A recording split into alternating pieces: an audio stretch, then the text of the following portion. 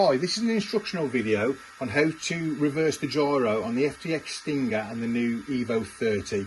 So as you can see here on the model, when we go into a slide, the gyro is actually steering the wrong way to correct the slide.